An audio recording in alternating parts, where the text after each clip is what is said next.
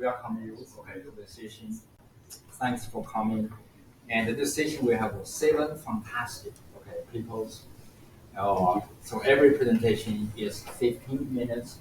So you have 12 minutes for presentation and 3 minutes Q&A.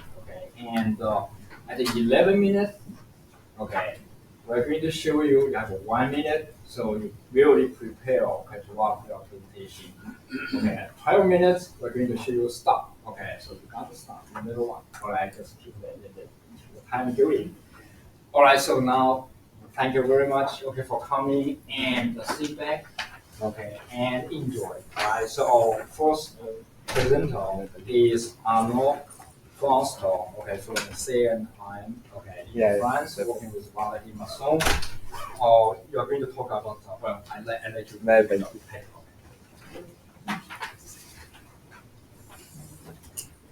Start, yeah? Okay.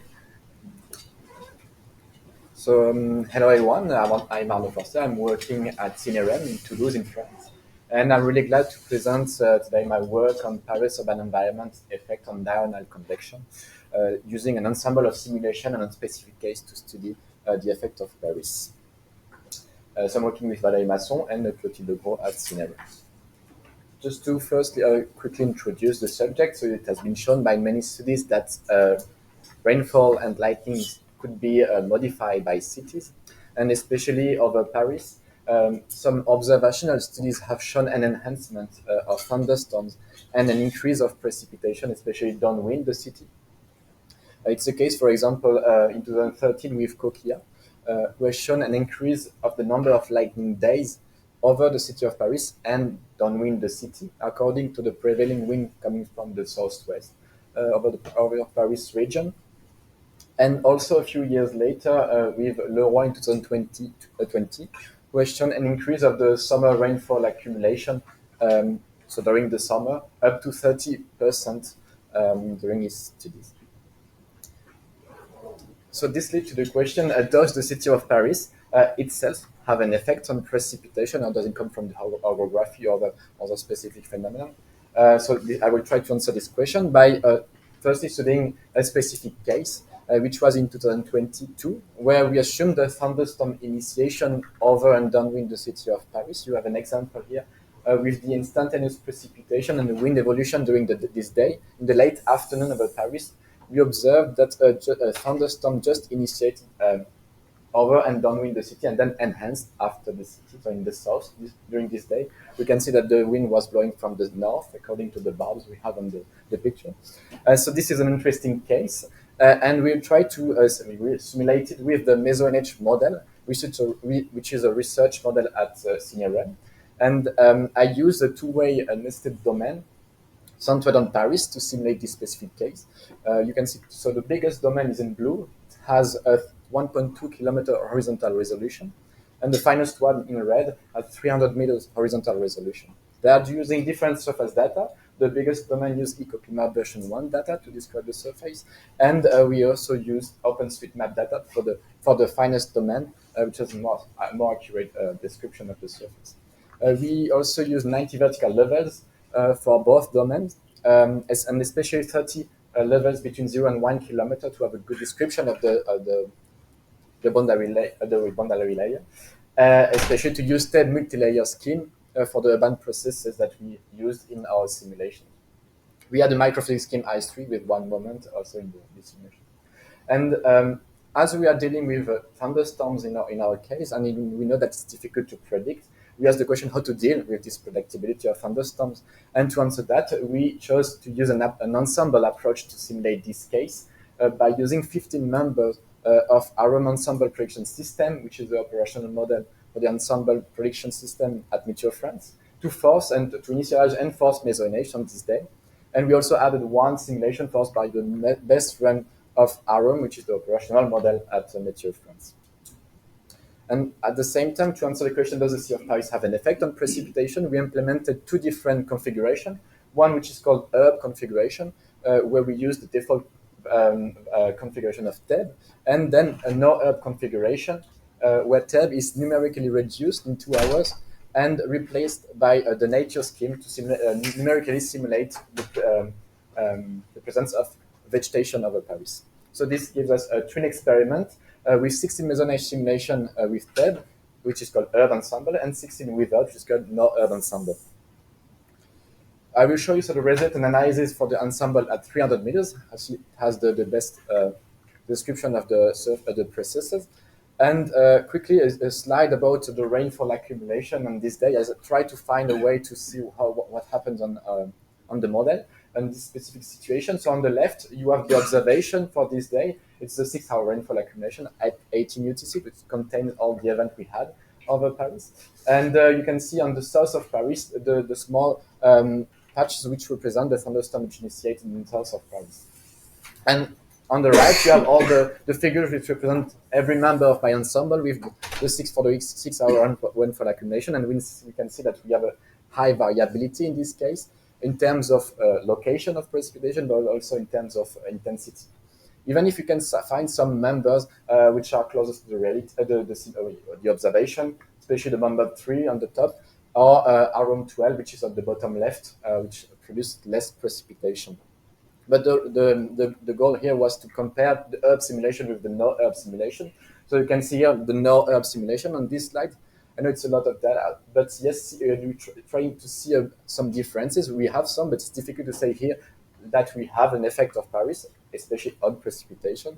So I just chose to try to simplify the analysis by just computing just showing taking different member of the ensemble to see if we have an effect, member by member. And for example, I found that the around 12 simulation for herb and no herb simulation produced an effect, simulated an effect of the city on precipitation. You have the herb configuration on the left for the instantaneous precipitation, and the no herb configuration on the right.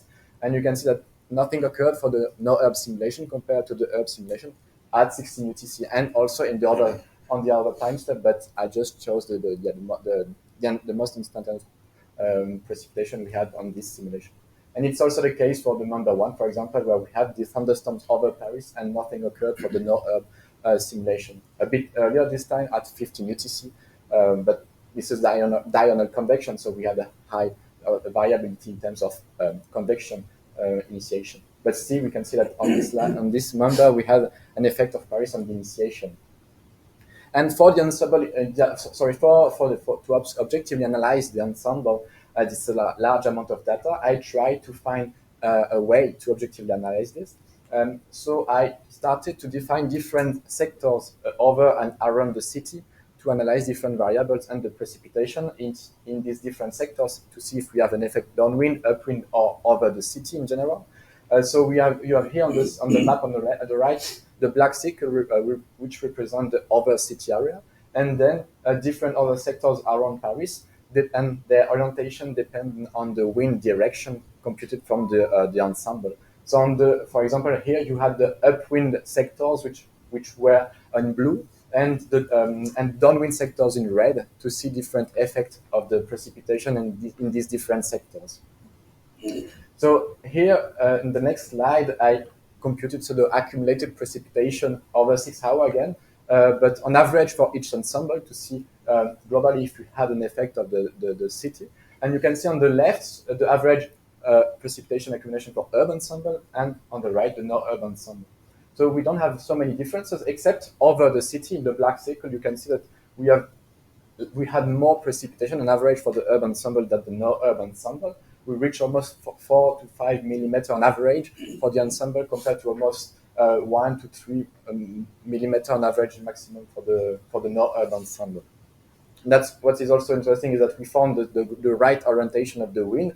As we had a north flow this day over Paris, it's the same here. On average, we also had this north flow, as you can see with the arrow at the top of the picture. And when we compute simply the difference between herb and no-herb differences, we can see, there is like the scale, I will have it in the next slide. Positive value means that it rained more for the herb ensemble than the no-herb ensemble.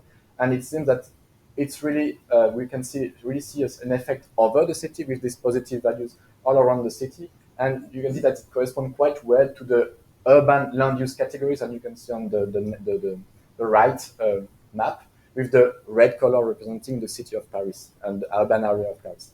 And we also had some positive and negative value all around Paris that are more reflecting a slight shift between urban and no-urban simulation um, in terms of convection.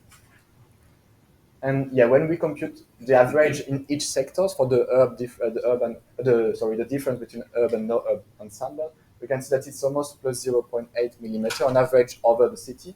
Nothing occurred on the upwind sectors, which are in the north of Paris, but also a light difference between the downwind areas for this ensemble.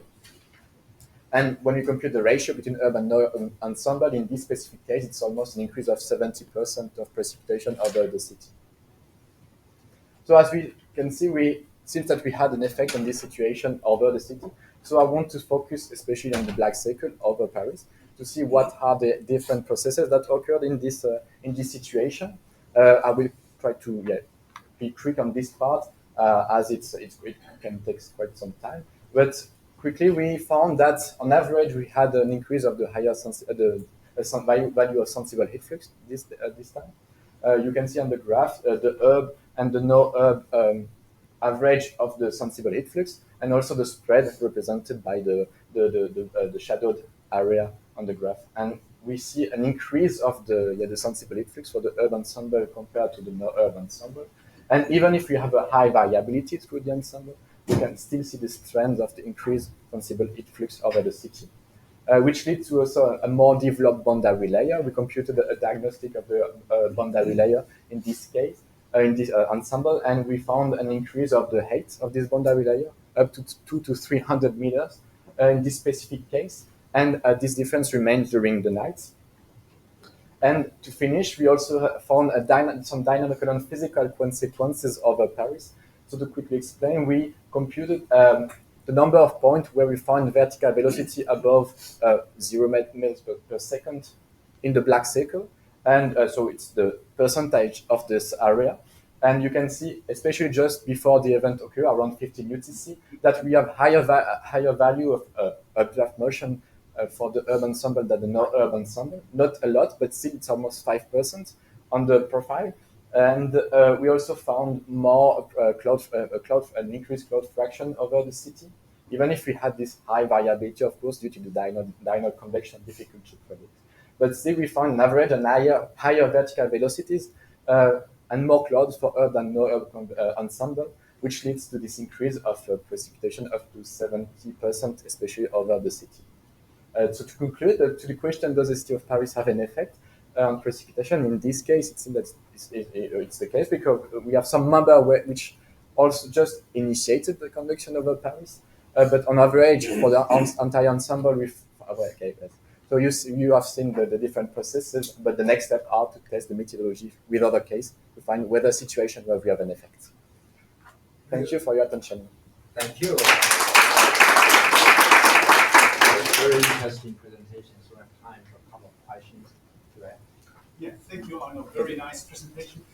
I'm quite intrigued by also the left-right distribution. If you showed on your map that the left-hand side interaction of the flow is enhanced, which is expected due to the roughness of the city. Did you look at the wind direction as well over Paris, where in the urban and the non-urban case, there was a turning of the wind that caused more convergence on the left-hand side? But I tried to do that, but in general, with the ensemble, it's more difficult to check each the wind direction for each members. But for the Arom 12, for example, simulation, I found this convergence downwind the city in this case of the wind, so which also could help to initiate the convection in this specific case.